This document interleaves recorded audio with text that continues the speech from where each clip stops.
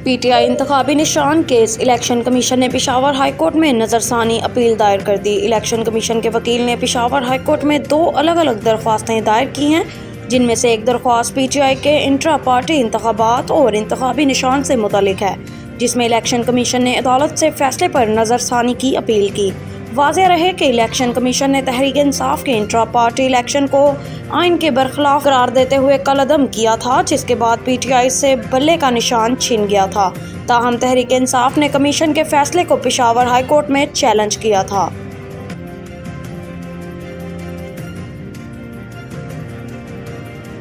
आजम सवाती और जुल्फी बुखारी के कागजात नामजदगी मस्तरद। मरियम के तमाम हलकों से मंजूर। जुल्फी बुखारी के कागजात नामजदगी कौमी असम्बली की नशिस्त NA 50 अटक से मस्तरद हुए। पीटीआई रहनुमा जुल्फी बुखारी का कहना है कि मेरे कागजात नामजदगी जाली दस्तखत का एतराज लगाकर मस्तरद किए गए। मेरे वकला, तजवीज़ कुनंदा और तायद कुनंदा समेत 6 अफराद को अगवा किया गया। मानसेरा से कौमी असम्बली की नशिस्त NA 15 से पीटीआई रहनुमा आजम खान सवाती के कागजात नामजदगी भी रिटर्निंग ऑफिसर ने मस्तरद कर दिए। आजम खान सवाती ने NA 15 मंदसहरा से मुस्लिम लीग नून के कायद नवाज शरीफ के मुकाबले में कागजात नामजदगी जमा कराए थे।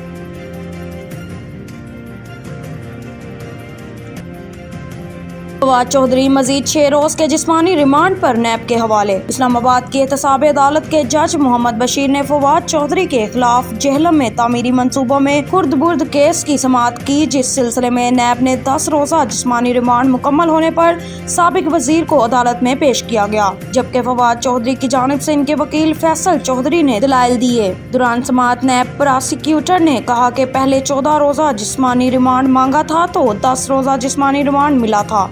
बैंकिंग रिकॉर्ड मंगवाया है जिस पर खुर्द बुर्द का शक हुआ है। कंट्रैक्टर को भी 2 जनवरी को तलब किया गया है।